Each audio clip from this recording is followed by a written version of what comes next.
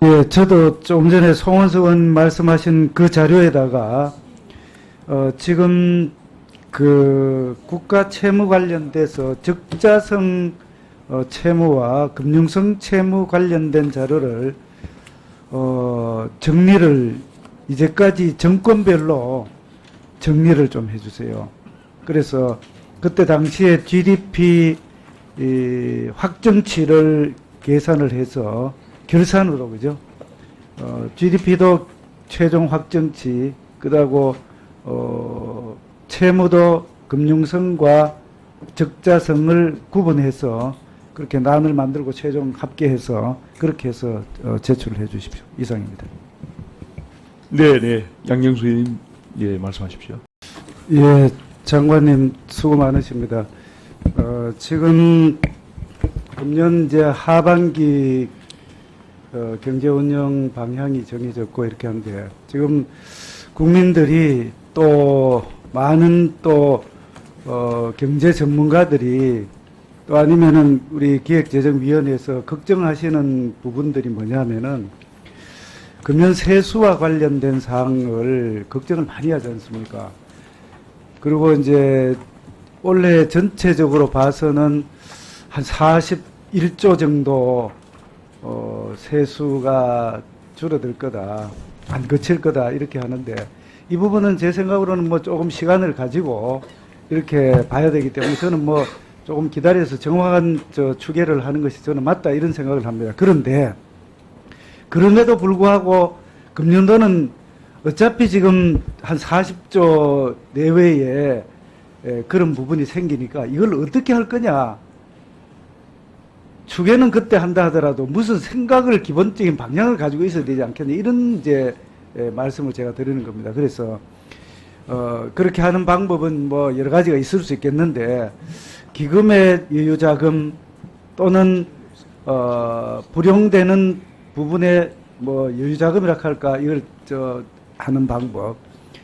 그 다음에는 이제 무슨 방법이 있을까? 40조 원 정도를.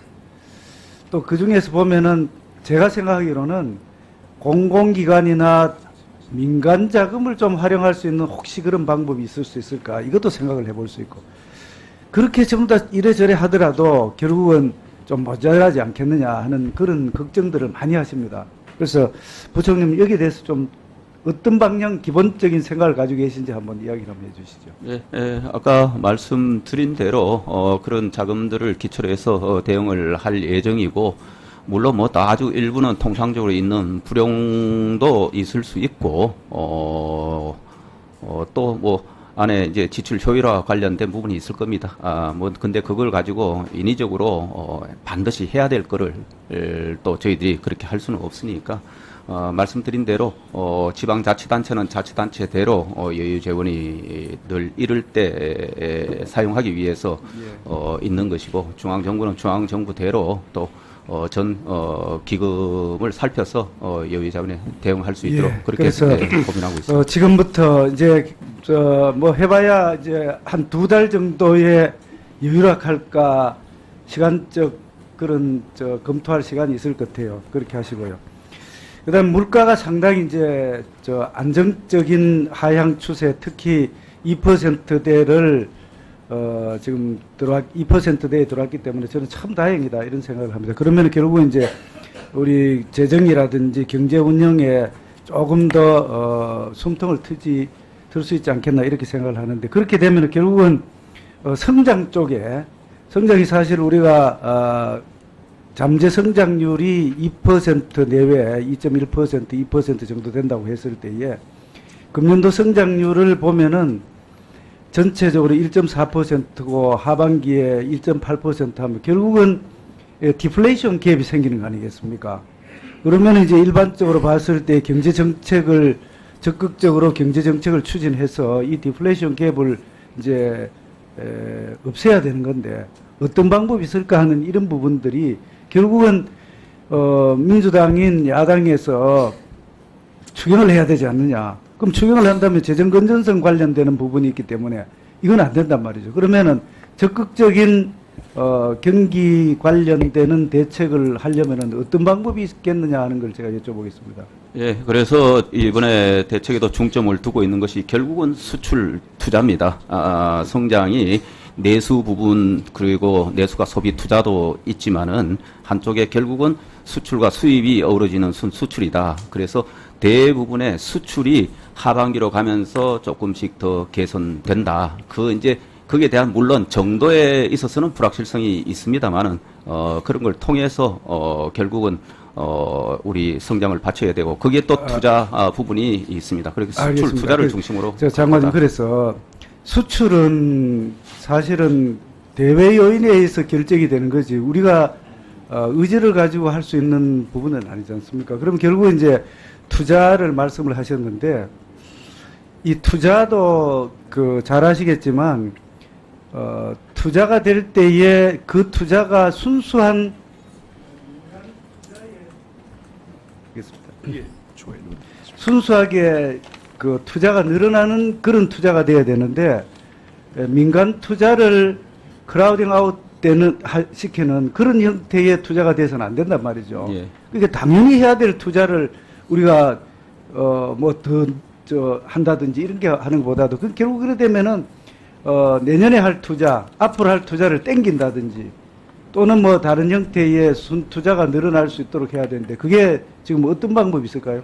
그게 이제 우리 국회에서도 함께 도와주셨던 부분이 임시투자세액 공제 제도를 금년에 이제 도입을 했지 않습니까? 그런 걸 통해서 기업들이 금년에 말씀하신 대로 주저하고 있었거나 내년에 할 수 있는 부분을 좀 당겨서 하도록. 알겠습니다. 하는 그러면은 결국 이게 제가 왜 이런 말씀을 드리냐면은 우리 전체적인 그 재정 지출에 관련되는 사항은 사실상 추경이 없다고 했으니까 이제 없는 거고 또 수출에 관련되는 사항도 물론 수입은 줄일 수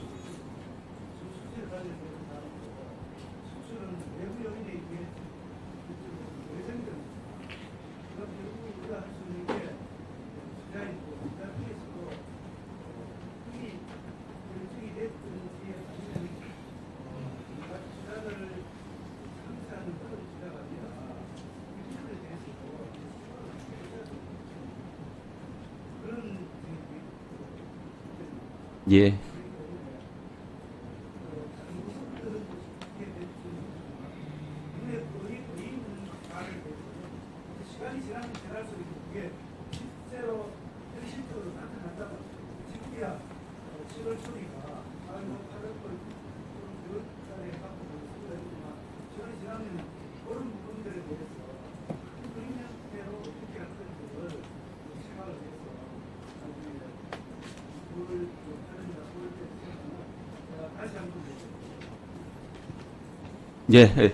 예, 의원님 좋은 지적을 해 주셨고요. 저희 수출과 관련해서는 이제 3분기를 지나면서 4분기 쪽으로 가면은 확연히 지금보다 훨씬 좋은 지표로 나타날 것이라는 전망이 많고 또 투자는 말씀드린 대로 여러 투자를 유도할 수 있는 여러 장치들을 저희들이 많이 담았습니다. 그리고 또 한쪽에 역시 소비 내수 활성화를 위한 조치도 담았기 때문에 이 세 가지를 조합해서 하반기에 상반기보다는 더 나은 모습으로 할 수 있도록 저희들이 최선을 다하겠습니다. 네, 수고하셨습니다. 다음은 존경하는 유동수 의원님 질의해 주시기 바랍니다.